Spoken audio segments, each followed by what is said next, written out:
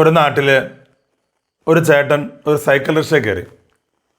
Cycle rickshaw അവിടെ നിന്ന് ആളിങ്ങനെ ചവിട്ടിക്കൊണ്ടിരിക്കുകയാണ്. അയാളൊന്ന് ചുമച്ചു, കുറച്ച് ചോര അങ്ങോട്ട് തുപ്പി. കയറിയ ആൾ പറഞ്ഞു, ചേട്ടൻ ചോരയാണ് തുപ്പണത്, പോയിട്ട് ഒരു ഡോക്ടറെയും കാണും. ഞാൻ ഡോക്ടറെയൊന്നും കാണുന്നില്ല. അപ്പം കയറിയ ആൾ ചോദിച്ചു, അതെന്താണ്?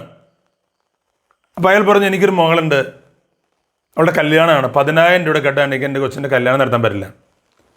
10,000 രൂപ കിട്ടി മോളുടെ കല്യാണം നടത്തിയിട്ട് വേണം ഡോക്ടറെ കാണുന്നൊരാഗ്രഹമുണ്ട്. കയറിയ ആൾ ചോദിച്ചു, 10,000 കിട്ടിയാൽ മതിയോ? ഞാൻ പറഞ്ഞ കാര്യങ്ങളൊക്കെ ചെയ്യാമോ? ഈ മനുഷ്യൻ പറഞ്ഞാൽ എന്ത് വേണം, എനിക്ക് 10,000 രൂപ കിട്ടിയാൽ മതി. ഈ മനുഷ്യൻ കൊടുത്ത എല്ലാ പേപ്പറുകളിലും ഒപ്പിട്ടു. 10,000 രൂപ കിട്ടി, മോളുടെ കല്യാണം നടത്തി. മോളുടെ ഭർത്താവും കൂടെ ലാസ്റ്റ് അനുഗ്രഹം മേടിക്കാൻ വേണ്ടി ഇയാളുടെ മുന്നിൽ മുട്ടുകുത്തി. ഈ മനുഷ്യൻ മനസ്സ് നിറഞ്ഞ് അവരെ ഒന്ന് അനുഗ്രഹിച്ചു.